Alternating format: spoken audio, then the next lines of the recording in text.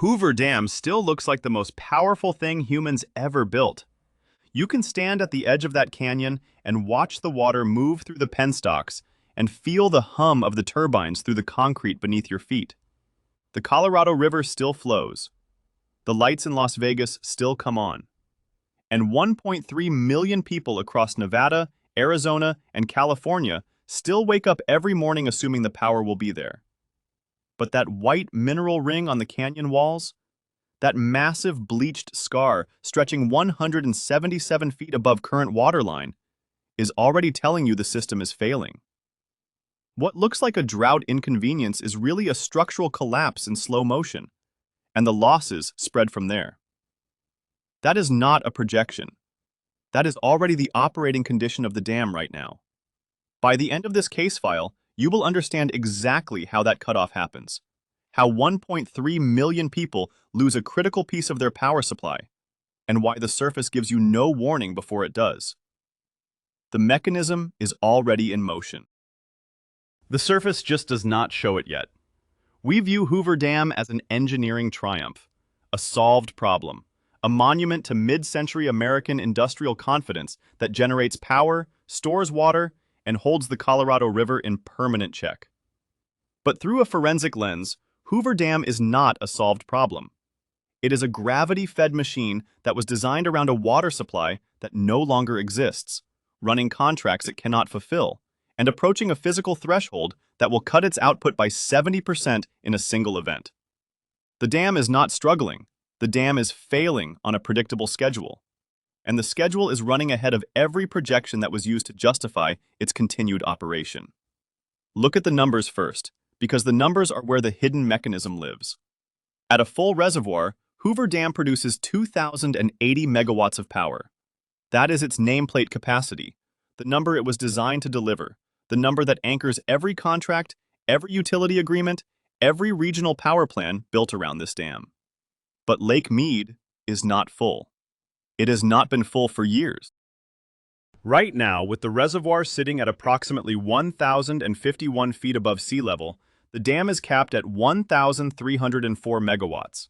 That means 776 megawatts, the equivalent output of a major power plant, have already vanished from the system. Not because of a mechanical failure, not because of a policy decision, because the water is not there. This is the first concept you need to understand about Hoover Dam, and it is the most fundamental. This dam does not generate electricity through combustion or fuel or chemical reaction. It generates electricity through gravity. The weight of the water column above the turbine intakes is what spins the generators. Lower water level means lower pressure head. Lower pressure head means less power. The relationship is direct, physical, and unavoidable. When Lake Mead drops, Hoover Dam's output drops with it, not as a side effect, not as a policy response, but as a law of physics. The dam was engineered to operate at peak output with the reservoir at full pool, which sits at 1,229 feet above sea level. Lake Mead is currently 177 feet below that line. That is not a temporary dip. That is the reservoir operating at approximately 30% of its total water storage capacity. That white mineral ring on the canyon walls is not decoration. It is a physical record of the water that is gone. It is the most visible diagnostic clue in the entire system, and it is telling you that the machine is running on a fraction of the fuel it was designed for. The second concept is the threshold, and this is where the case file becomes urgent. Below the current operating level, there is a specific elevation that changes everything. If Lake Mead drops below 1,035 feet above sea level, 12 of the dam's older turbines must be shut down. Not throttled back, shut down completely. The reason is mechanical. Those older turbines were not designed to operate under the low water pressure conditions that exist below that elevation. At reduced pressure head, the water flow through the turbine blades becomes unstable. Cavitation begins. Violent vapor bubble formation and collapse inside the turbine housing, which causes structural vibration and long-term mechanical damage that cannot be reversed. The Bureau of Reclamation does not have a choice in this. When the water level hits that threshold, the turbines go offline to prevent the dam from destroying its own equipment. And when those 12 turbines go offline, the dam's current output of 1,304 megawatts drops to 382 megawatts. That is a 70% reduction in a single operational event. Now look at where Lake Mead is sitting right now, approximately 1,051 feet above sea level. The turbine shutdown threshold is 1,035 feet. That is a 16-foot buffer.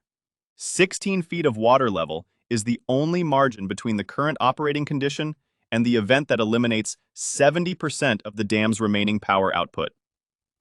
16 feet in a reservoir that has been draining for over 2 decades. This is not a distant scenario. The Bureau of Reclamation's own projections place Lake Mead at 1,031.6 feet by April of 2027. That is below the threshold. That is the turbine shutdown event, projected on the federal government's own timeline. By June of 2028, those same models project the reservoir dropping to 1,010 feet. The trajectory is not ambiguous. Tom Bushatsky, the director of the Arizona Department of Water Resources, stated plainly in May of 2026, "We are going to 1,035. There is no question." That is not a worst-case scenario statement. That is the assessment of the state's top water official describing a certainty. We watch the usable water retreat. We watch the loss spread. And the deeper part of this diagnosis is that the threshold event is not a surprise. It is a scheduled consequence of a water deficit that has been accumulating for over 2 decades. The third concept is the supply gap, the hidden arithmetic failure that was built into the Colorado River system from the beginning. The Colorado River Compact, signed in 1922, allocated water rights across 7 western states based on an assumed annual river flow of 18 million acre-feet. That number was not a measurement. It was an estimate, drawn from a short observation window that happened to include an unusually wet period in the river's history. The actual Colorado River was never going to deliver 18 million acre-feet per year on a sustained basis. And the 21st century has made that clear in the most unambiguous terms possible. From 2000 to 2024, actual inflows into the Colorado River system averaged 12.9 million acre-feet per year. The legal baseline assumed 18 million. The real river delivered 12.9 million. That is a gap of roughly 5 million acre-feet per year, every year, for over 2 decades. 5 million acre-feet of expected water that the compact promised and the river never provided. That gap is what has drained Lake Mead to 30% capacity. That gap is what has pushed the reservoir to within 16 feet of the turbine shutdown threshold. And that gap is not closing. In 2026, unregulated inflow into Lake Powell, the upstream reservoir that feeds Lake Mead, is projected at 3.5 million acre-feet. The historical average for that inflow is approximately 9.6 million acre-feet. 3.5 million is 36% of average. The upstream reservoir is starving, which means the downstream reservoir has no rescue coming. If Lake Powell cannot receive adequate inflow, it cannot release adequate water to Lake Mead. And if Lake Mead cannot receive adequate inflow from Powell, the decline toward the threshold continues on its current schedule. This is a cascading reservoir failure, operating exactly as the hydrology predicts it should, given the inputs it is actually receiving. The hypothetical is worth holding for a moment. If the Colorado River were delivering even its 21st century average of 12.9 million acre-feet consistently, the rate of decline would slow. The 16-foot buffer would last longer. The turbine shutdown event might be delayed by years, but the 2026 inflow projection of 3.5 million acre-feet into Lake Powell is not 12.9 million acre-feet. It is less than a third of that. The system is not receiving average water. It is receiving crisis-level water, and the reservoir is responding accordingly. The fourth concept is the contract paradox, and this is the part of the system that looks normal but is the most advanced form of the problem.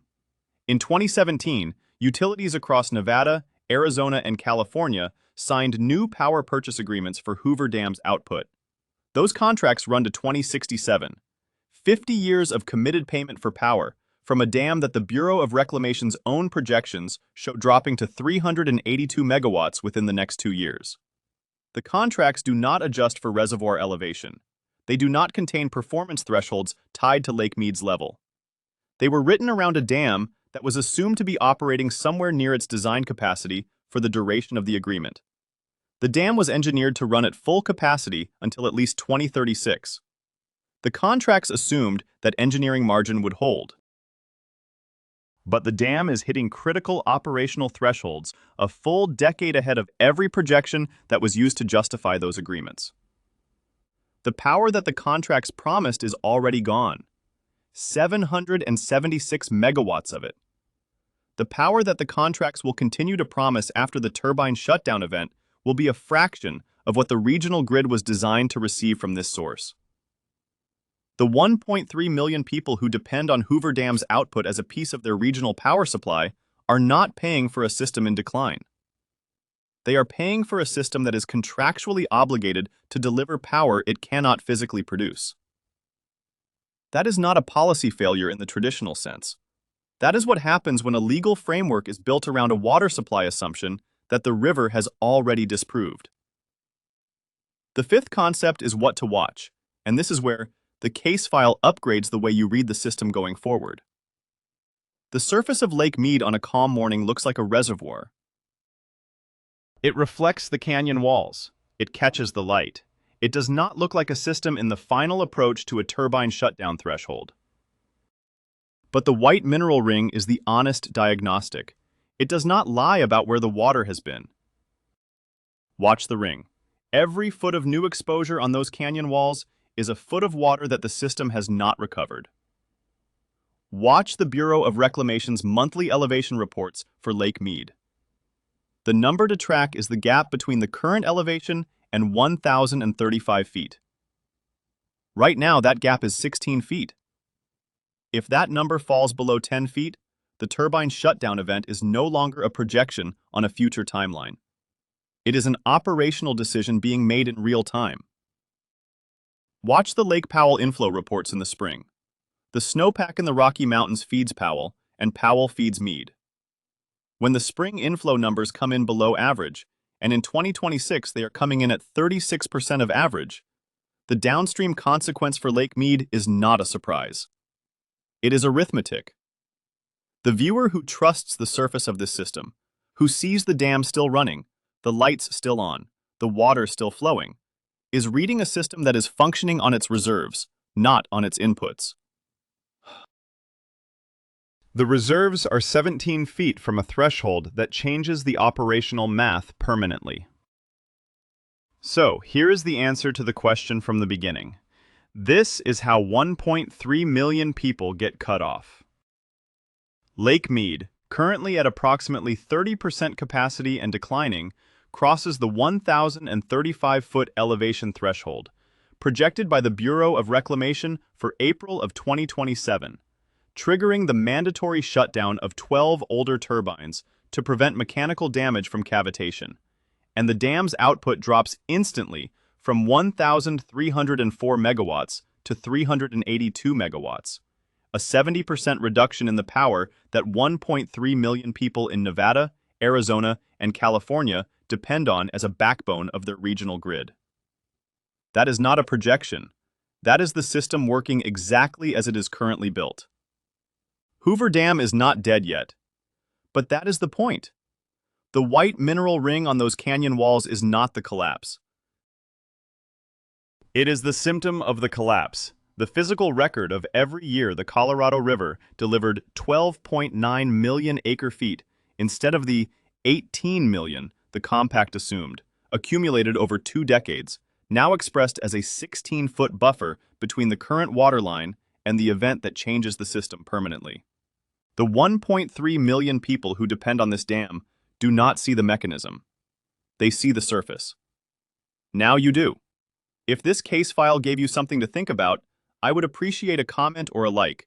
It genuinely helps this channel reach more people who want to understand these systems clearly. Tell me in the comments which water body you want covered next. The next case file is already coming.